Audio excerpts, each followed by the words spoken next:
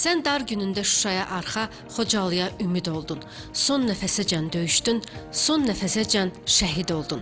Ağam şəhərim, adam şəhərim, Ağdam şəhərim. 30 il ərzində yağmalansan da, dağılsan da, yenə öz əsalətinlə düşmənə yenilmədin. Daşı daş üstə qoymayanlara, dörd bir tərəfini tarmar edib dünya bazarına çıxaranlara kabus oldun. Yenilməzliyin, əyilməzliyin və vüqarın ilə. 30 ildən sonra Ağdama həyat qayıdır. Böyük qayıdış proqramı çərçivəsində Ağdam yenidən qurulur. Hazırda Ağdamda bərpa quruculuq tikinti işləri yüksək sürətlə davam etməkdədir. Ağdamın 3 kəndi Sarıcalı, Xıdırlı və Kəngərliyə yaxın gələcəkdə köçün planlaşdırılması da nəzərdə tutulur. Odur ki, bu kəndlərdə artıq fərdi evlərin, iaşə obyektlərinin tikintisi yüksək sürətlə davam edir.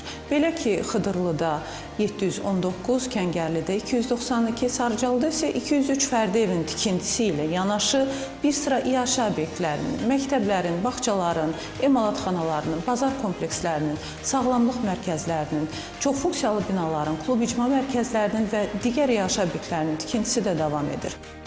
İllər sonra doğma sakinlərini qarşılamağa hazırlaşan Ağdamın Xıdırlı kəndində də yeni fərdi evlər inşa olunur. Dost Qırğızistan Respublikası tərəfindən Xıdırlı kəndində 528 şagird yerlik məktəbin tikintisi artıq tamamlanma işləri aparılır.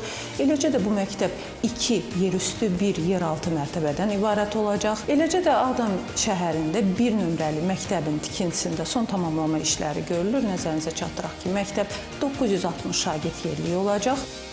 Yurt yerindən məcburi çıxarılmış hər bir Ağdamlının ən böyük arzusu gerçək olur. Yaxın günlərdə onlar yenidən görüşəcək. Azad, firavan, çiçəklənən Ağdam ilə. Könül Rəhim Əlabbasov, Səhər çağı.